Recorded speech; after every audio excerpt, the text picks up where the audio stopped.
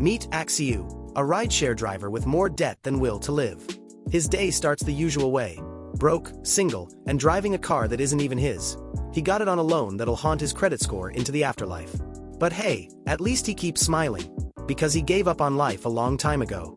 After dropping off a passenger, he steps out for some fresh air and contemplates his existence. If there was a vote to destroy the world, I'd raise both hands and feet in favor. This man's depression levels are so high you'd think he just checked his bank account and saw negative numbers. Just when rock bottom starts feeling like home, a cat appears. Small, fluffy, and rocking that classic, feed me, human stare. Axiu pets it and, for a brief moment, feels peace. Alright, maybe world destruction can wait a bit. But his moment of peace lasts about as long as a New Year's resolution because, out of nowhere, a giant praying mantis with freaking blade arms shows up. What in the absolute hell? Axiu stammers as both he and the cat panic. He doesn't stick around to see what happens next. He bolts like a man getting chased by student loan collectors. The mantis strikes, splitting the ground open. He dives into his car, floors it, and bursts onto the street, only to find himself in an actual apocalypse. Giant bugs everywhere. People running. Absolute chaos. Is this a disaster movie or what? He yells, swerving past fleeing civilians and monstrous creatures. Axiu slams the gas pedal like his life depends on it. Because it does. He might have joked about wanting the world to end, but apparently, the universe has no sense of humor. And just when things couldn't get worse, a mutant fly the size of a fridge starts tailing him. The only thought in his head? I can't die single, bro. Right as he starts accepting his fate, his car's screen lights up with an emergency alert. Something called RSD system is installing. Axiu has no idea what it is, but if it's a cheat code to survival, he's all in. There's just one problem. The installation speed is slower than downloading a game on McDonald's Wi-Fi. He starts panicking because even his old virus-infested laptop used to install things faster than this. Meanwhile, bugged-out Armageddon continues. The mutant fly starts launching nasty-ass larvae, giant ants block the road, and Axiu is forced to prove that all those years of dodging terrible Uber passengers weren't in vain. Channeling his inner action movie protagonist, he swerves through obstacles with precision that even his driving instructor would respect. For a moment, he feels invincible, like the ultimate apocalypse driver. Then reality bitch slaps him. A cockroach the size of a delivery truck lands right on his car. No time to think. He just slams the gas and hopes for the best. The impact shakes everything, but he keeps moving. Just as he starts thinking he might make it out, a mutant wasp pulls up like a final boss and stabs him in the shoulder. Pain shoots through him as he tries not to lose control of the car. But there's no time to cry about it, because right ahead, a colossus of a beetle stands in the middle of the road, glowing red eyes locked on him like a damn Terminator. No time to react. The giant beetle charges at him with enough force to send his car flying into pieces. But Axiu isn't just some random NPC. He's yeeted into the air, still clutching the steering wheel like that's somehow gonna save him. As his brain short-circuits from pure panic, he comes to a single inevitable conclusion. Welp, I'm screwed. But just then, the system finally finishes installing. His wrecked car gets wrapped in flashy digital effects straight out of a AAA game trailer. Suddenly, the wreckage reassembles itself. Only now, it's no longer just a car. It's a freaking war tank with more armor than a shonen protagonist's self-esteem. To top it all off, an anime idol-style AI pops up on his screen and announces that he's unlocked a mission system to upgrade his ride. Because clearly, in the apocalypse, it's not just about survival. It's about looking badass while doing it. The AI explains that since the bugs are pulling some final boss-level nonsense, he's getting a level 10 weapons trial. No sooner does she finish speaking than the tank gets loaded with cannons, machine guns, and enough firepower to make any wargame look underpowered. Right on cue, the giant rhino beetle decides to make one last move. But Axiu, he's done with this bullshit. Without hesitation, he fires every single weapon at once. A massive laser cuts through the bug like it's made of tissue paper. The explosion lights up the entire city. For the first time today, Axiu takes a deep breath, realizing that, somehow, he's now piloting the ultimate apocalypse vehicle. With a smirk, he slams the accelerator. Time to make these mutant bugs regret existing. Armed with more firepower than a pay-to-win player in a mobile game, Axiu unleashes hell. Bullets, lasers, explosions. Everything turns the once terrifying monsters into radioactive confetti. For a brief moment, he feels unstoppable.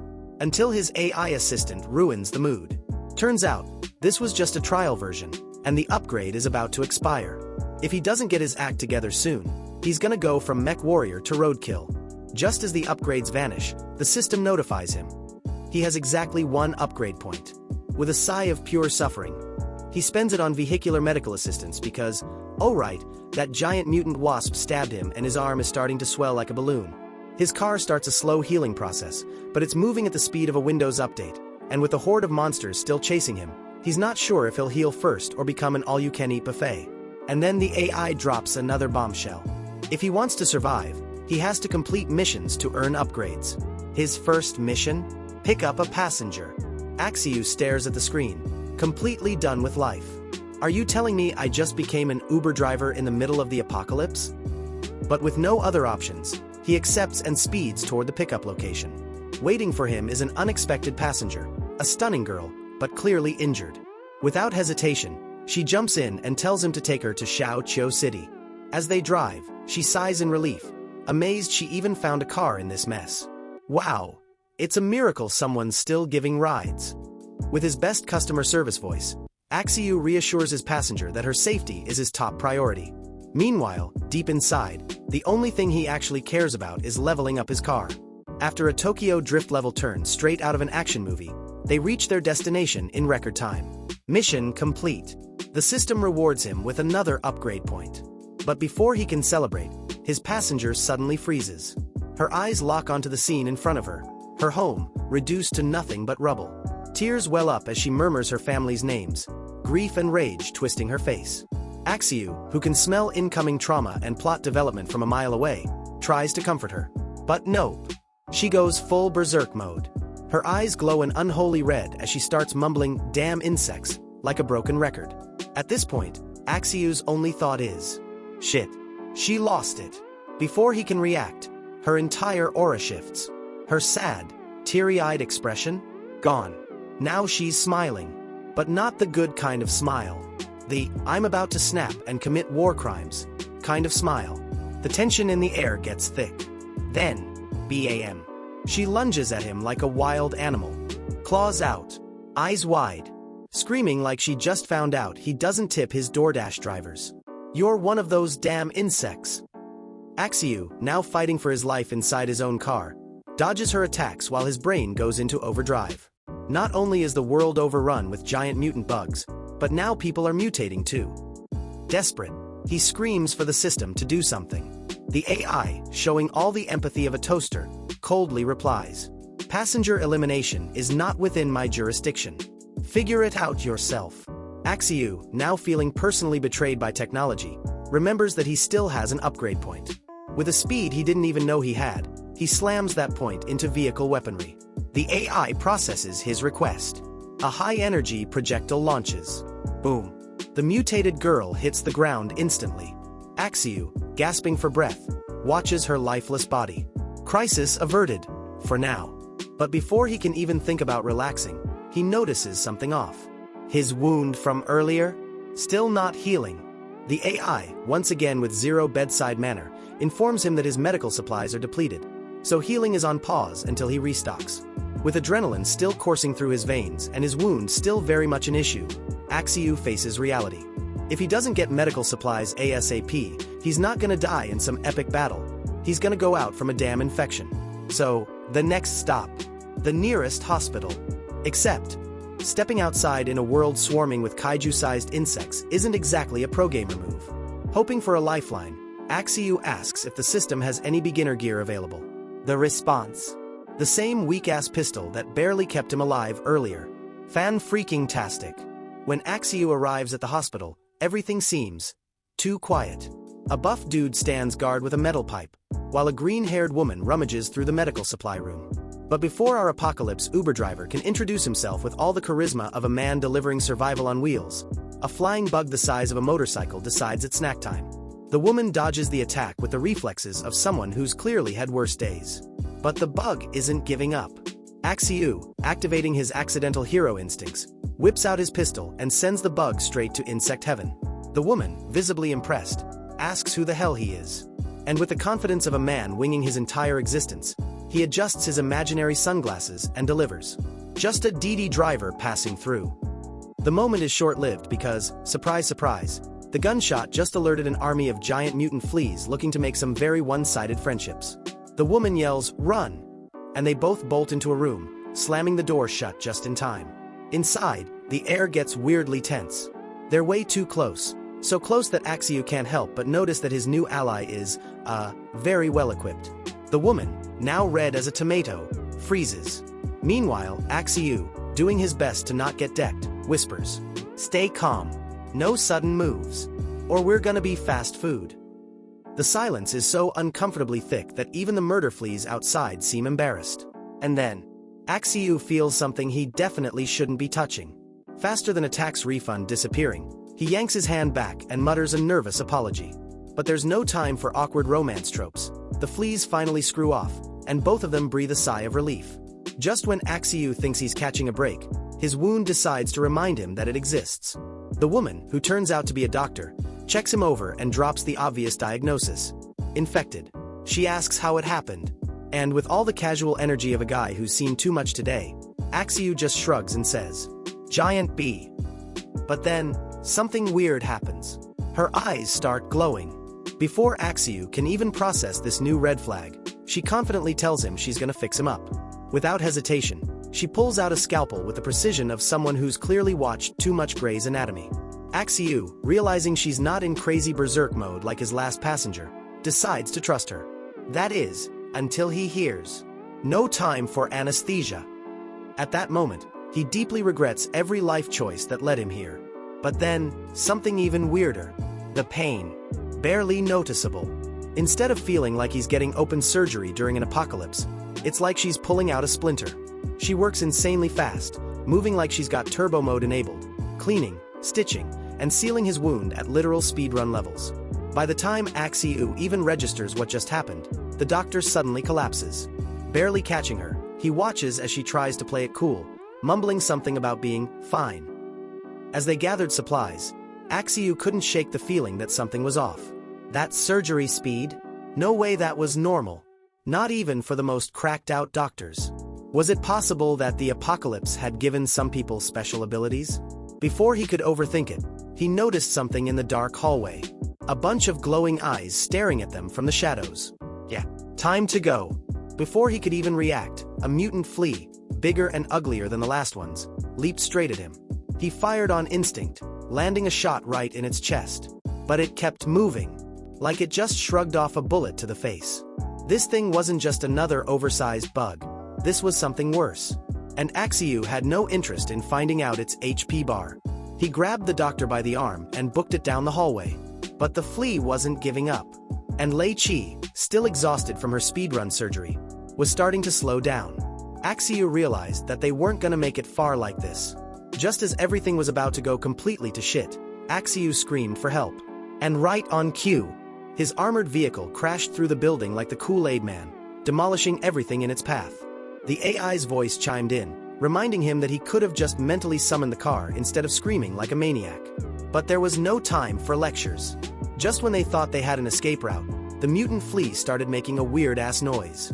It wasn't dying. It was calling for backup. Axiu immediately yeeted the doctor into the car and jumped in after her.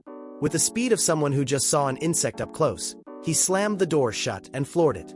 Behind them, the giant fleas screamed in frustration. Too bad. Not today. As they sped away, Axiu's holographic AI popped up and casually reassured him that she was invisible to everyone but him and that they could communicate telepathically. Which would have been great information before he yelled like an idiot in public. But before he could even be mad about that, she dropped a bigger bombshell. The car took serious damage from the crash. And if he didn't fix it soon, it was going to fall apart faster than friendships in a group chat. Desperate, Axiu asked if there was a magic upgrade to auto repair. The AI confirmed there was. But, surprise, he needed to unlock a higher level first. Which meant no easy fix. If he wanted this tank on wheels to stay in one piece, he was gonna have to find a mechanic and probably haggle for his life. Meanwhile, the doctor, finally catching her breath, decided to properly introduce herself. Her name was Lei Qi. And then, right on cue, a new mission popped up on his interface. Escort Lei Qi back to the survivor shelter. The reward? +3 vehicle levels and +1 passenger slot. Axiu narrowed his eyes. Too good to be true. If life had taught him anything, it was that nothing came this easy. But if there was one thing he'd never turn down, it was free vehicle upgrades. When they arrived at Huayuan Shelter, the survivors rushed to welcome Lei Qi. She confirmed that she'd brought back all the medical supplies and tools, proving the trip was worth the chaos. Meanwhile, Axiu was busy checking his upgrade panel when his AI hit him with a cold reminder. Upgrade costs increase exponentially. First upgrade? 1 point. Second, 2 points. Third, 4 points. So yeah, no brainlessly maxing out weapons like it's a cheat code. On top of that, Axiu figured it was best to wait before upgrading anyway. It'd be a little sus if his car suddenly turned into a death machine in front of everyone. While he planned his next move, some random dude started circling his car, looking way too interested. Axiu was about to tell him to back off, but Lei Qi stopped him, saying he was the shelter's mechanic. The guy thanked Axiu for saving Lei, checked the vehicle, and said, "No serious damage. Should be fixed in 30 minutes. Nice. One less problem." Meanwhile, Lei was busy treating the wounded and offered Axiu some food, but his mind was already on his next move. But of course, peace never lasts. Not long after, a group of thugs walked in like they were auditioning for the role of generic villains #3-7. One of them pointed straight at Axiu and demanded to know what happened to his buddy, Chang Zi. Apparently, the guy never made it back with Lei Qi. When Axiu didn't give him the answer he wanted, the guy pulled the classic thug ultimatum. "Hand over your car keys, and we'll forget about this." Axiu, already sick of this cliché, just sighed. Here we go again. Another group of idiots thinking strength means taking whatever they want. So instead of wasting precious oxygen arguing, Axiu pulled out his gun and shot the guy's ear clean off. The dude screamed so high-pitched that even the giant insects outside probably cringed. But before things could escalate even further, boom, an explosion rocked the entire shelter. As fire and chaos reflected in his sunglasses, Axiu just muttered, "Shit," because of course. As if he didn't have enough problems. Out of nowhere, the shelter turned into a full-blown horror festival, with mutant bugs pouring out of the pipes like someone unclogged the world's worst toilet. Panic spread instantly. People were running in all directions as the insects turned them into high-protein snacks. This wasn't the time for subtlety or keeping a low profile. That ship had sailed. Axiu ordered the AI to upgrade the vehicle's weapons, now. Within seconds, a roof-mounted turret popped up. It was bug extermination time. Advanced edition. Bullets started flying everywhere, turning the parking lot into an insect-filled war zone. The car was shooting in style, but there was one problem. The engine was still busted. One wrong move and this escape would become a tragedy speedrun. And just to spice things up, Lei Qi froze in place with that classic, "This is all my fault" face. Apparently, she thought the bug swarm was her doing. Axiu, already in full apocalypse speedrunner mode, shut that down real quick. This ain't the time for guilt arcs. Either move or get squashed. Thankfully, she snapped out of it and jumped into the car. The outside. Yeah, no better. More bugs, more chaos, and of course, survivors begging for a ride. But Axiu didn't have time for charity missions. One wasted second and they'd both be today's special on the mutant buffet. So he did what anyone would in that situation. Every man for himself. In a world where skyscraper-sized bugs are hunting humans, being a good guy is a luxury. Lei Qi, still running on pure adrenaline, tried to process what just happened. But Axiu made it clear, he didn't save her out of sentiment. He saved her because a high-level medic is more useful than some random nobody.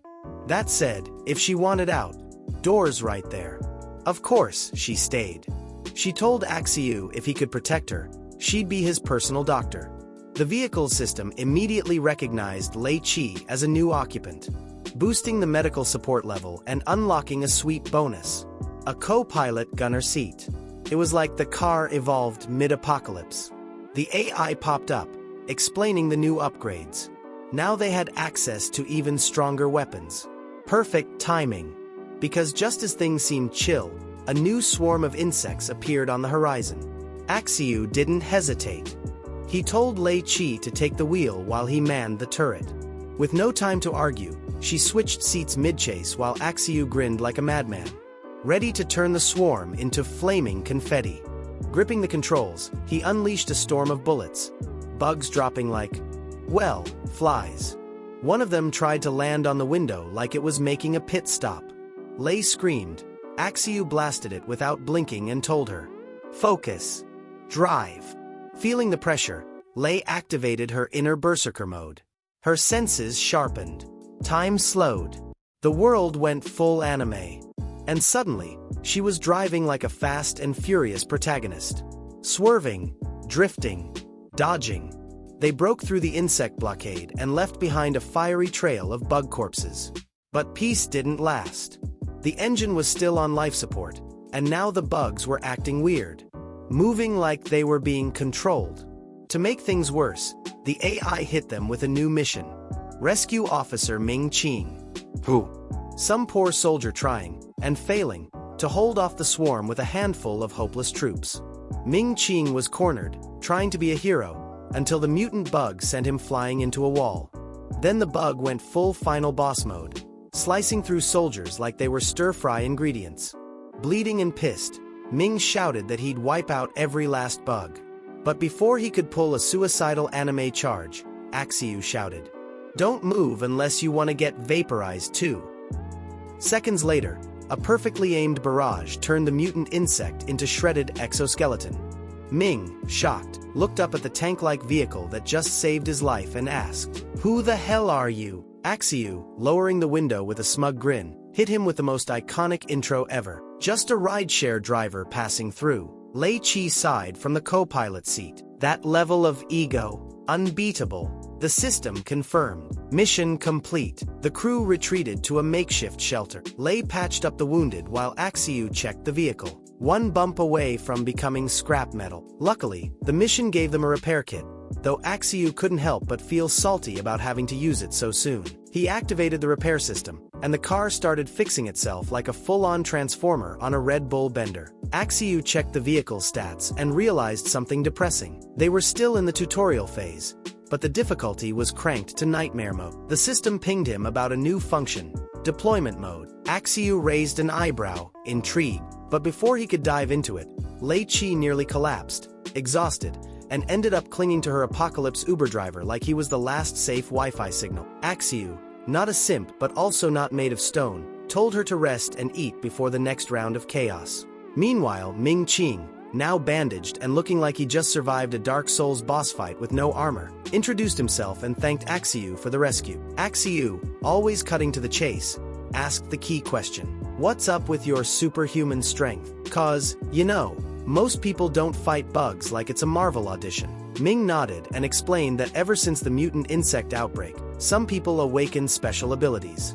They're called Awaken. His power, lets him turn anything into a weapon sharper than anime logic. He looked at Axiu's tank car and Lei Qi's surgical skills and guessed they must be awakened too. Axiu, caught off guard, played it cool, but in his head he was like, "Nah bro, I just have a busted-ass system that gives me cheat codes." But Ming had bad news. Even with awakened powers, his squad couldn't stop the next incoming insect tsunami. They had retreated here, but the bug tide was closing in fast. Axiu did the math. If Ming stayed here instead of running, it was because something worse was ahead. Bingo! Ming pulled out a document showing a colossal centipede with bladed limbs blocking the only escape route. Axiu's face said it all. "We're screwed." And because the universe has a sense of humor, the system dinged. Mission updated. Now it wasn't just survive. Now it was hold the damn line. Good news. The mysterious deployment mode wasn't just cosmetic. The anime waifu AI explained that Axiu's tank was basically a fortress on wheels. Once deployed, it would get massive firepower, extra space, and god-tier durability. Oh, and a weapon crafting station, perfect for turning bug guts into upgrades. Ming Qing, still processing the fact that this wasn't a normal car, got hit with the ultimate offer from Axiu. "Work with me, because in the apocalypse, step 1 to survival is recruit people with useful skills." Later, Axiu activated the tank management system, and his ride started transforming like it was straight out of Michael Bay's wet dream. Weapons deployed, armor extended. It was no longer a car. It was a mobile war fortress. The anime girl AI practically squealed in excitement as she introduced the new functions. Danger detector, weapon crafting station, absolute badassery. Axiu, calm like a dude who's watched all the tutorials, opened up the crafting station. They tossed bug parts into the system like ingredients in Minecraft, and boom! Ming Qing's rusty blade turned into a weapon so OP, he almost cried. But just as everything was vibing, radar alarm blared. A massive wave of mutant bugs was approaching like it was Black Friday at Hell's Walmart. Axiu barked orders. Upgrade everything. Now, 'cause if there's one rule in this world, it's standard rifles don't work on SUV-sized cockroaches. And boom, here they came. Giant red-eyed spiders, flies the size of SUVs, and other monstrosities you don't even see in your nightmares. Soldiers opened fire with their freshly upgraded gear, and one of them screamed joyfully, "Our guns don't overheat anymore." Like that was the real problem, not, being devoured alive. But then, boss music started playing. A level 8 monster rolled up, a slimy war snail hybrid the size of a tank. Nothing touched it. Bullets laughed them off. Then it charged the base like it was clearing a bar tab. Axiu and his squad barely dodged impact, so he pulled out the ultimate cheat code, a level 10 weapon from the upgrade station. With a grin that said, "You're done, bug," he fired. Boom. Explosion levels.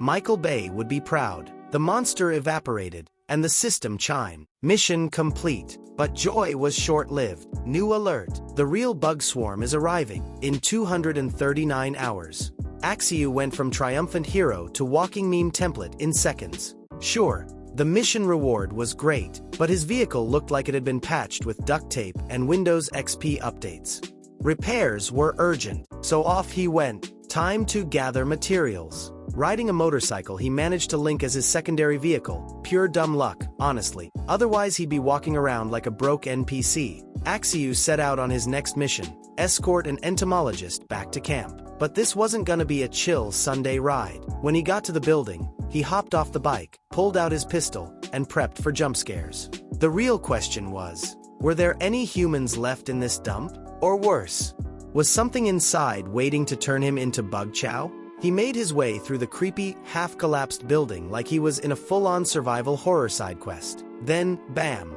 a blood-covered woman appeared in the shadows. She introduced herself as Dr. Zhang Luaning, an insect specialist, and apparently, a gravity-defying goddess who could stop mutant monsters and men alike with those proportions. Axiu told her he was sent to rescue her and asked if she was okay. In the most casually terrifying way possible, she pulled a stinger out of her chest and said, "It's nothing serious." Of course, the universe said, "Bet," because right then, a giant mutant mantis crashed the party and filleted the doc like she was sashimi. Axiu didn't even hesitate. He opened fire like he was in autopilot FPS mode, riddling the oversized bug with so many bullets it looked like a colander. The mantis finally dropped, but so did the doc. She was bleeding out fast, and the mission looked failed. Axiu was ready to cut his losses and get the hell out before he became bug snack number 2. Until something grabbed his leg. She was still alive. Somehow, with half her blood missing and a hole in her chest, she insisted she could still go on. With no other choice, Axiu scooped her up and threw her on the bike. But driving with a pair of extra-large airbags on your back? Yeah, that's a challenge. He floored it, trying not to crash into the nearest wall, while a cloud of mutant insects chased them like Amazon drivers in a hurricane. Even with all the blood and battle damage, the doctor kept saying, "I'm fine. Girl, be serious." But Axiu didn't have time to argue. Murder mantises were on their tail, and they were more aggressive than kids who just lost Wi-Fi. Pulling off physics-defying maneuvers, he weaved through a narrow alley and left the bugs in the dust. Victory. Nah, the universe said, "Hold my beer." Right as he was celebrating, a boss-level mutant bug showed up, bigger, badder, and uglier. Axiu let out a scream of pure frustration as the chase ramped up to final battle levels. The creature goes full torpedo mode straight at them. The MC dodges on pure adrenaline, and the doc, classic waifu scientist vibes, starts analyzing the beast mid-chase like she's running a live Animal Planet episode. Turns out it's a fusion between a tanky beetle and a bullfly. Basically a Formula 1 car with an adamantium shell. This thing is fast, strong, and tanky, like your angry mother-in-law if she hit the gym. Bullets just tickle it. And worst part? It's right on their tail. Only shot at survival. Hit it from behind. Yep, literally gotta go for the booty if they want to make it out. The MC calls his virtual assistant, Little R, and activates terrain adaptation, which turns his bike into a gamer version of the Batcycle. With the boost on and reflexes dialed to 100, he's riding up walls like it's Fast and Furious. Bugpocalypse drift. Just when the beast is in their sights, the tail's exposed. The MC, cool as ever and rocking his shades like a post-apocalyptic rock star, preps his trap card, explosive rounds. This time, he ain't missing. With a flip wilder than a Power Rangers fight at a county fair, our guy and the mad scientist girl land a perfect explosive shot to the beast's tail. Boom! The mutant bug goes kaboom like a radioactive piñata. Welcome to downtown, now with extra green guts and toxic confetti. But wait! Plot twist. In the middle of all that goop, a shiny crystal shoots out like legendary loot from a gacha game. The MC snatches it instantly, like the RPG addict he is. And boom, Little R confirms. With that, they can unlock broken facilities like they just installed a new survival DLC. Bonus prize. The system drops a free construction voucher, letting them set up a weapon workshop with no time limit. Meanwhile, Jiang Luaning, the hot-blooded scientist with magical healing powers, is being examined. Turns out her body heals itself, but the trade-off is she ends up more wiped than someone finishing a marathon. After some awkward poking, giggles, and anime chibi expressions, we learn Jiang isn't just a lucky tank girl. She actually studied bugs pre-apocalypse. She offers to join the team, promising to bring all her knowledge. Axiu, impressed she spotted the Chimera's weak point instantly, makes her a permanent member of the crew. System confirmed. New waifu acquired. Her joining unlocks a passive ability, slow auto repair for the tank. So slow, in fact, it'll probably finish just in time for humanity to go extinct. Axiu decides to fix it manually, but there's a catch. Ming-Qing and her squad haven't returned with the materials. No signal, no radio contact.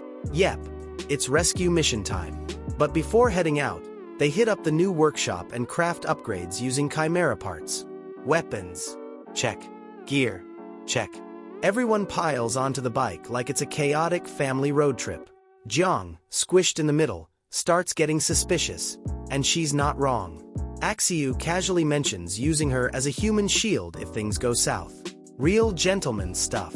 As if on cue, Lei spots something flying at them. Axiu assumes more bugs.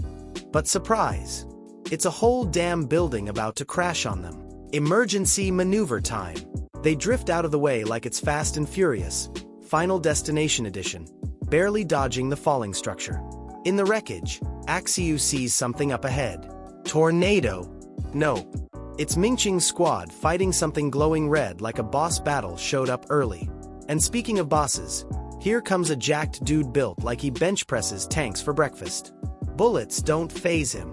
He starts throwing hands like he's handing out flyers in Times Square. Ming-Qing tries to katana talk him down, but the dude only gets angrier. Axiu, realizing talking is useless, goes full savage and launches his bike into the dude's face. That stuns him, and to spice it up, Axiu pulls out his freshly upgraded shotgun, version back to the lobby level 8, and shows the mutant he's not the only one with tricks. A few hours later, they're back at base. Good news. They got enough materials to finally fix the tank. But of course, it's never that easy. The AI suggests collecting more crystals to level up their firepower, cause these bugs aren't playing around. Oh, and Plot Bomb, the guy they were operating on. Yeah, he's awake now. Friend or final boss? Time will tell. Turns out, Big Guy's no longer in rage mode. According to the doc, surgery went well and he didn't even break the med bed. Axiu greets him like he didn't just chuck a bike at his chest hours ago. Now it's all chill vibes and diplomatic convo. Grateful and a bit emotional, the guy explains the truth. He was in so much constant pain, even death sounded like a relief. His body was so OP, it was literally destroying itself. But Lei Qi, with her awakened powers, basically muted his pain like turning off annoying notifications. The buff dude finally gets a name, Nye Shan, and drops to one knee like he's joining the Avengers. He pledges loyalty, says he's all in, ready to serve. Congrats. We just unlocked a new tank. Meanwhile, the doomsday clock keeps ticking. Only 4 days left before the bug horde arrives. Survivors start moving to the new base and get supplies dropped off like it's Cyber Monday on steroids. During the latest bug hunting session, the scientist announces they've got enough insect corpses to start processing. And Shan, with arms straight out of the Hercules Premium Edition catalog, keeps smashing bugs like he's at a piñata party for gym bros. Back at base, Axiu checks on the tank, fully repaired, 100%. With the materials Shan gathered, they even upgrade their weapons. New unlock, Military Knife Level 8, now with Fatality Mode enabled. But before they go back to slaying things, priorities. Lei Qi jumps on Axiu like a clingy cat, demanding food like her stomach is a black hole. Axiu proudly shows off their newest gadgets, a basic food maker and water purifier. Everything's cool, until the food comes out looking like a sad hot dog on depression meds. Lei Qi questions if it's even edible, and Axiu tells Jiang to turn around. The moment gets so awkwardly suggestive that I'm just hoping YouTube doesn't demonetize the video. In the end, our pink-haired scientist nearly drowns trying to swallow whatever that thing was. But there's no time to digest. Someone outside screams. Trouble's here. Shan's holding off a group of raiders with the appetite of high school linebackers and the manners of a raccoon in a dumpster. One of them is a psycho with a mohawk, villain-tier face, and skin that looks like spiked manhole covers. Axiu and the squad run outside, and Ming-Qing warns. Some of them are awakened. Mohawk Dude is all cocky, bragging that the camp's auto turrets won't even scratch him. But Axiu flexes his new toy, a turret with body uninstaller settings, firing like it's possessed by Rambo himself. In seconds, Mohawk starts sweating, loses his defensive skills, and runs off, cheeks full of lead. The final scene feels straight out of a post-apocalyptic soap opera. All the raiders are on their knees, crying like kids caught stealing cookies. Mohawk even switches to regret mode, saying they just wanted food and won't act up again. All very touching, though some people might say the only thing they deserve is a lead-flavored diet. After the fight, Axiu figures if these guys survived a turret beatdown and are still breathing, they might be useful when the bug storm hits. Fresh meat for the grinder, basically. While Axiu's thinking tactics, Mohawk is twitching on a medical bed as Lei Qi and Jiang treat him. Weird thing. Even after being turned into Swiss cheese, the guy's healing up thanks to his ability and some next-level meds. As a consolation prize, he gets his share of the infamous apocalyptic black sausage. He sniffs it, looks suspicious, but still takes a big OL bite. Shockingly, his face lights up, says it tastes like beef, like he's dining at a 5-star restaurant, not chilling in a post-crisis bunker. Axiu, watching with a slightly creepy smirk, drops a line scarier than comforting. Looks like food won't be a problem anymore. But that relief lasts about as long as a TikTok, because the countdown hits 1 minute. Soldiers start questioning their life choices, the base, and why they're even on the front lines with so few people. One dude straight up says he's over it, while another drops the most cursed info of the day. The food they've been eating might actually be made of bugs. Yum. As the existential crisis deepens, Axiu pops up behind them like a horror movie jump scare, casually mentioning that food made from human structures actually tastes better. The two guys instantly regret existing and back off with intern-level excuses. But no time for jokes. Lei Qi spots the enemy from the top of the tank. This time, it's for real. A massive dark cloud of bugs floods the sky like a biblical plague on steroids. Axiu climbs into his war machine, gives his final order with calm, boss-level energy. I've done all I can. Now we fight. And with that, the apocalypse begins. The first wave of bugs crashes into the camp, and the shout rings out. Open fire! Amid the chaos, the camp doesn't hold back. Axiu commands the use of upgraded grenades. The result: an explosive rain turns bugs into green confetti, decorating the streets with limited edition mutant guts. Meanwhile, Lei Qi almost becomes a kebab thanks to a flying roach with a taste for scientists. But Ming-Qing jumps in like a swole anime protagonist and slices the bug clean. Everything's chill, until Shan decides to yeet Mohawk like a human trebuchet. No warning, no consent. Mohawk flies through the air straight into a jumbo-sized spider, tackles it, and ends up soaked in radioactive green goop. Still, with his tank mode skin and beefy spirit, he keeps fighting, though you can tell he's seriously wondering if bug-slaying overtime was in the contract. Meanwhile, Jiang Luanning's doing her big brain thing, analyzing insect attack patterns, and drops a bomb. Even though the bugs are from different species, they move with more coordination than a K-pop dance line. Everything points to one big baddie pulling the strings, some kind of queen bee overlord. Right on cue, Axiu picks up on something huge stomping its way in. A Titan beetle, level 12, building-sized and very clearly the final boss of this arc. The base's system launches a special mission: eliminate the leader to complete the defense. Cool, right? Until you see the reward. A self-destruction system. Excuse me, what? Little R, our resident robot girl, explains. It's an emergency nuke-level explosion. Basically more of a punishment than a prize. You can transfer it to another vehicle, but if your main ride goes boom, the system downgrades. Also, if you go kaboom with it, welp, GG. Campaign over. So, Axiu comes up with a classic, what if we didn't value our lives, plan. Get close enough to the Titan beetle to find its weak spot. But obviously, he won't do it alone. He calls in Ye Shan and asks him to yeet them into battle, projectile style. Team Catapult is a go. Axiu driving, Jiang Luanning in the traumatized co-pilot seat, and Ye Shan playing human launchpad. With a mighty push, they go flying on the bike like it's Apocalypse Mario Kart. Jiang suspects she's being used as a human shield, and honestly, she's not wrong. Axiu plays dumb, saying there's no second seat. Priorities, right? Gotta find the boss's weak point. Meanwhile, the rest of the bugs try to block their play. But Ming Qing shows up like a walking anime trailer, yelling, "Leave them to me," and slicing through the swarm using his OP move, Slash, turning himself into a human missile of destruction. Jiang stares at the massive beetle, giving detailed info on its anatomy like she's filming a Discovery Channel special, until Axiu yells at her to skip the nerd talk and just tell him where to hit it. The answer: leg joints. Axiu goes full throttle, dodging skyscraper-sized legs. He yells at Little R to open the self-destruct panel. It's about to get more explosive than a microwave burrito with no vent. They bail from the bike, and it speeds right into the beetle's mouth.